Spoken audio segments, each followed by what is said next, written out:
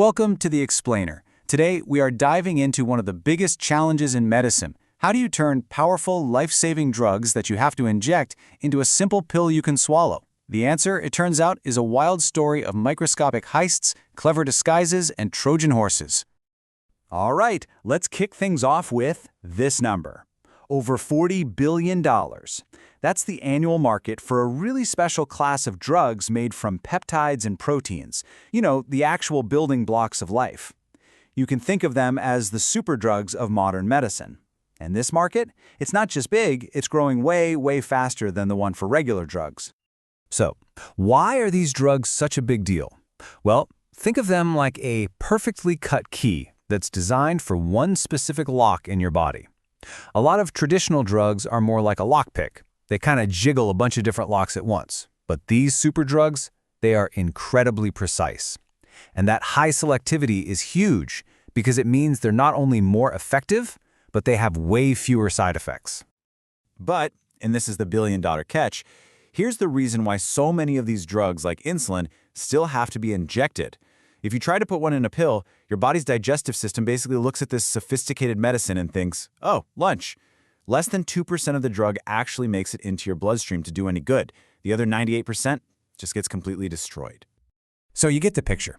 For one of these pills to actually work, the drug inside has to pull off something like an impossible heist.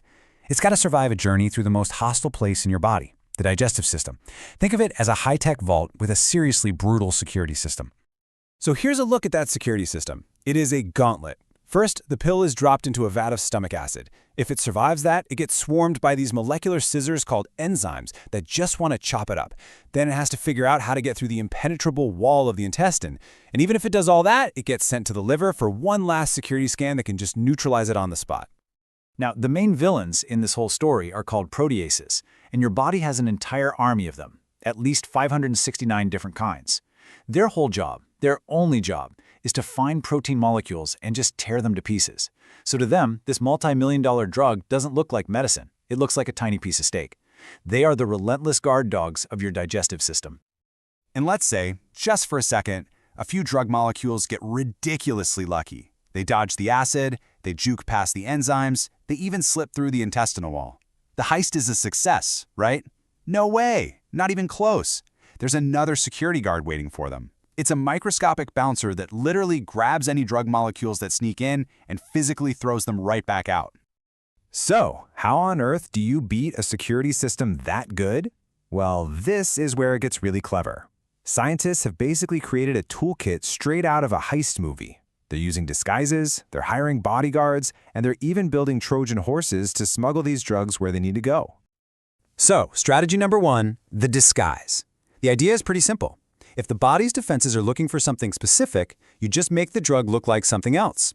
This could mean adding a little fatty tail to help it slip through membranes, or even swapping out its building blocks with mirror image versions that those enzyme scissors just can't get a grip on. One of the absolute cleverest disguises is a technique called pegylation. Scientists take this safe, harmless polymer, called PEG, and they attach it to the drug molecule. And what that does is it basically wraps the drug in a kind of stealth cloak. It's amazing. It creates a shield that hides it from all those protein-shredding enzymes, and it even makes it harder for the immune system to spot. Okay, so what if a disguise isn't enough? Well, then you hire some bodyguards. Instead of hiding the drug, you send in other molecules to run interference. You can send in so-called enzyme inhibitors to go in ahead of time and temporarily shut down those molecular scissors. Or, and this is wild, you can use absorption enhancers to literally pry open the sealed gates between the cells in your intestine, creating a little secret passage for the drug to sneak right through. But you know, maybe the most futuristic approach of them all is the Trojan horse. If you can't disguise the drug and you can't fight off all the guards, why not just hide it? The strategy here is to load the drug inside a tiny protective vehicle that's designed to smuggle it right across enemy lines. And it turns out there are a few different models for these Trojan horses. You've got liposomes. They're like tiny bubbles of fat that can actually merge with our cells to drop off their cargo, but they can be a bit fragile. Then there are nanoparticles, which are like tiny armored trucks. They offer incredible protection, but they can be tough for the body to actually absorb. And finally, micelles, which are really small and simple, but they just can't carry a very big payload. Each one is a brilliant piece of engineering, but they all have their own pros and cons. Now, that digestive gauntlet is so incredibly tough that some scientists are working on a plan B. And that plan is, what if we just skipped that route altogether? This is the whole idea behind what's called transdermal delivery, finding a completely new way into the volt, right through the skin. But this is no easy workaround. The skin is just as challenging, just in a different way. I mean, our skin's primary job is to keep things out.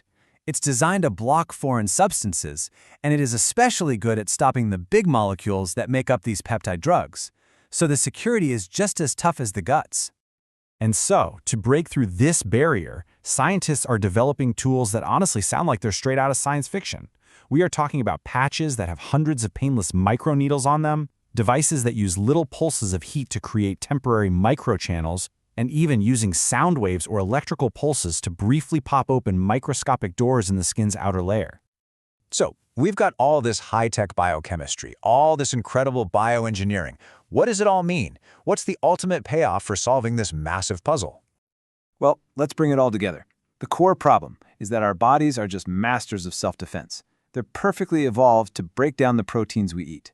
The solution is this rapidly growing toolkit of clever heist strategies to outsmart those defenses. And the ultimate goal?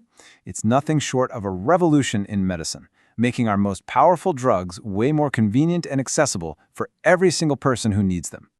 Because all of this research is paving the way for a future where managing chronic diseases could be completely transformed. And just imagine a world where life-saving treatments for things like diabetes, autoimmune disorders, or even some types of cancer don't require a needle. A world where it's as simple as taking a pill or putting on a patch. That isn't science fiction. That is the future that's being engineered right now.